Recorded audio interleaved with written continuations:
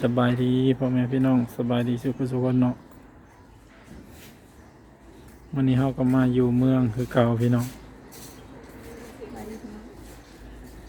มาเที่ยวเมืองพี่น้องมาธุระน้อยหนึ่งก็เลยมาเลาะตลาดธุระอิหยังก็บ่บอกแล้วนี่มันเป็นธุระจริงๆก็ได้ตลาดปักซองคือเก่าเพราะมีตลาดเดียวในเมืองสองคอนที่ใหญ่ที่สุด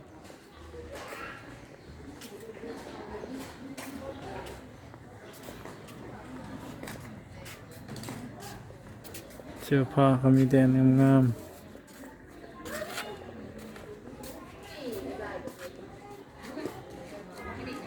ๆมันนี้เสื้อผ้าลายเนาะชุดลิงคองคายลายลีเป็นยังเดี๋ยวนี้อยากได้ยังเสื้อนี้ใส่ว่าได้เปล่าส่งได้จ้ะส่งกับผู้เจ้าชายอยู่นี่ดีอันเดียวกันแต่คนละสีมาเบิ่งชุดกีฬาก็จักสุดจักซองงามงามอยู่สิดี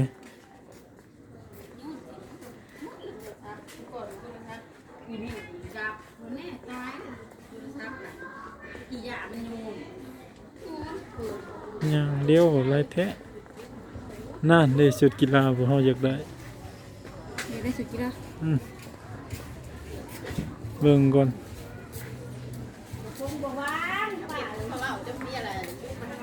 มันบ่มีภาษาเขาบอกว่าภาษาเขาอยากได้ภาษา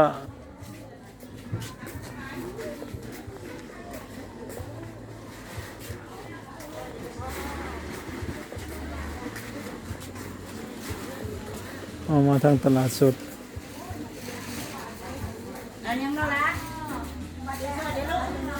นี่พันครับ10 พัน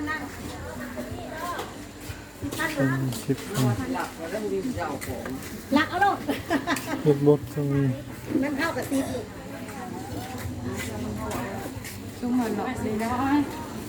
ไม่ได้ซื้ออย่างเอามาเลาะบ่ยังบ่ถึกใจเอง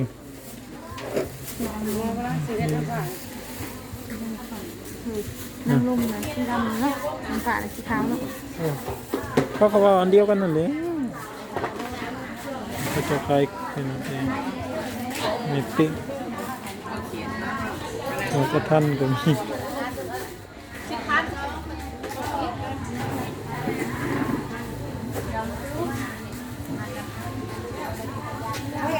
เฮ็ดลายเนาะก็เจ้าโอ้น้ำไม้ถุงน้ำไม้ยังนะ ทำไมกระสะบ่นี่ก็ทราบบ่ไปหนาเลยเห็นไม่ใช่ยังไปมาเองหน้าปะจี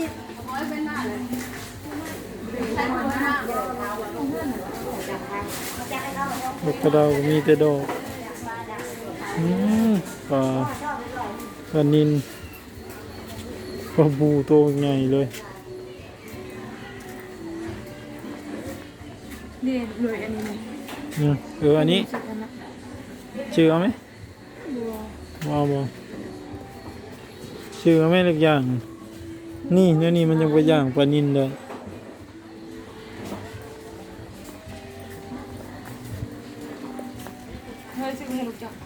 ลูกคอยเดี๋ยวคอยยังโมโหว่าจะเป็นผู้หญิงหรือผู้ชายฝากไว้ในร้านเขาเจ้าก่อนชุดเด็กน้อยเนาะชุดหนูน้อยเลยสีด่างเลยสีด่าง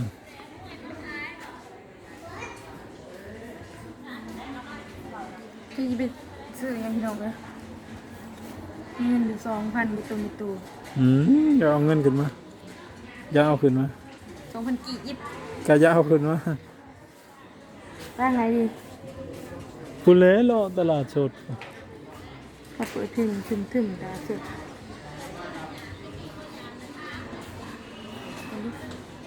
ผักลูก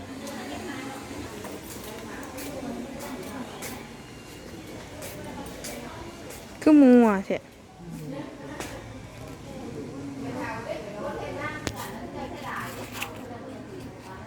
จะเสียสูตรไหมบ่มั่วพี่น้องมันคือบ่แจ้งนะแปลกขนาด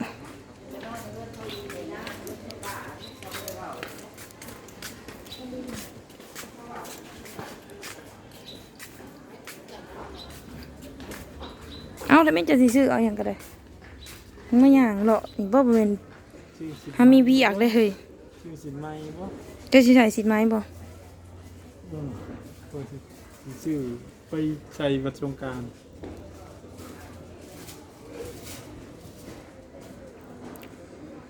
บ่จากทางไปพี่น้องบัดโลเด้ๆอยู่ เอาไป พายกระเป๋าคือไม่มีเงินจะกีบเด้ตาตบใส่ บ้านมึงก็บ่มี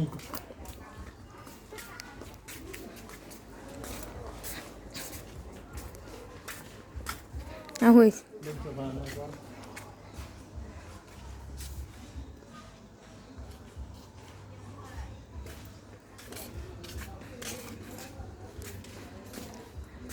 ภาพมันอยากกี่ได้พี่น้องขอโทษด้วยกันหลายเด้อ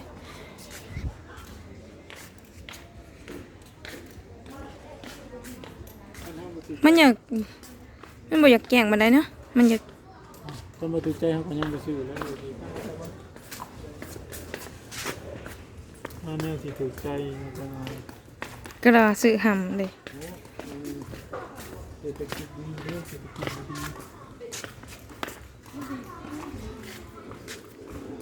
ดูให้มันถูกใจกันพี่น้องถูกซื้อ พี่เลาะจนว่าตา เมื่อตลาดจังค่อยซื้อที่ร้านพอสั่นชื่อไปประเทศตัวได้งามครับโอ้ยกดบ่เบิ่งดีๆบ่เราต้องเบิ่งให้มันทั่วตัวได้งาม มันสีเหลี่ยมๆเนี่ยจักหน่อย มันเดินไปถูกใจมันจึงซื้อน้องเขาซื้อไปมันถูกใจหลายอันแล้วมันสิบ่มีเงินซื้อเอาตัวถูกใจปุ๊บหมดเตรียม จำจัน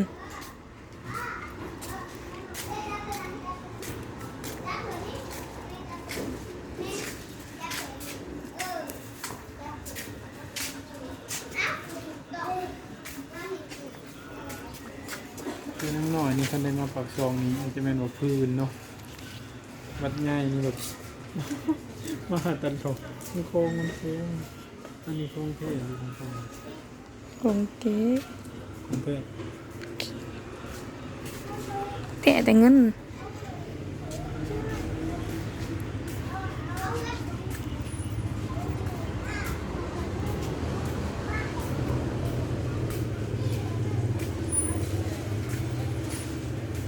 พี่ของแถม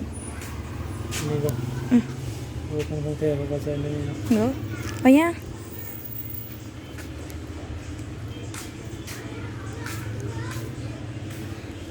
เนี่ยสมว่ามาหล่อดีได้พี่น้องบ่ได้เอาหยังจักอย่างไปยังบ่จะยังไงก่อนโอ้ นี่ก็จะชื่อนี่ของเจ้าเป็นชื่อ โอ้ยมันหัดปิโพดโอ้พี่น้องเอ้ยเห็นฮอดยังเตะมือบอยู่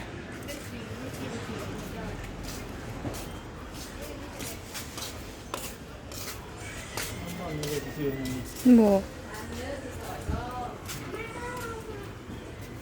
ข้อมีอยากได้ ทุกคน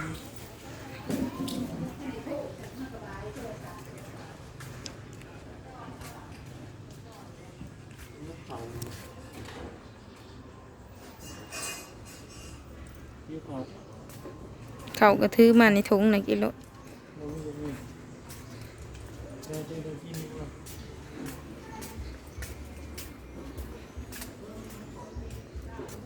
ไปทางนี้บ่ ไปถูกซอกสกมุม อันนี้ที่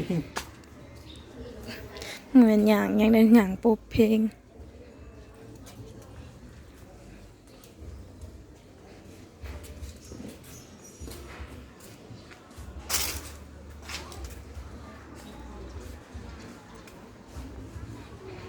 ผู้นำหนาบ่เป็นตาพี่น้องเอ้ยนำเอง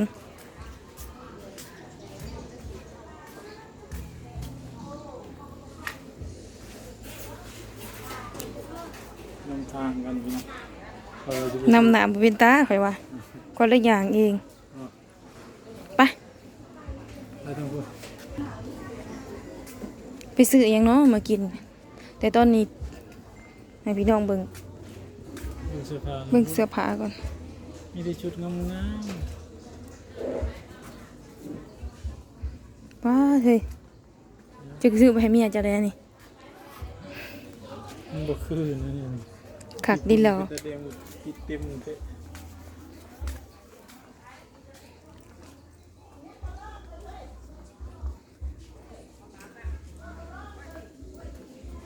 ปิดเขาจะปิดห้านหลายนี่เนาะ อันนี้คือ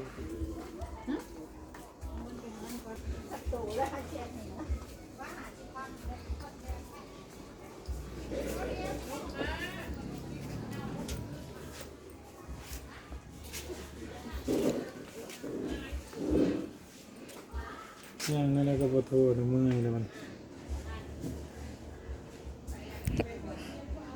เจ้าเห็นปลาอย่างยุ่งยิ้มยิ้ม เพลง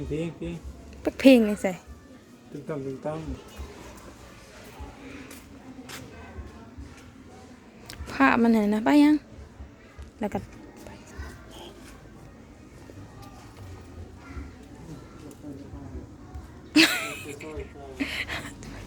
เขาใจะพี่น้องได้ที่ติดตามมาจากผู้ทุกคน พี่น้องที่กำลังกำลังติดตามเนาะไปหาซื้อของคนพี่น้องมันเพลงมันอยากซื้อนะพอกันหน้าพี่น้องสบาย ได้บ่ได้นะเพลงอย่างข่าวตลาดสดเดือดเพลงสนาน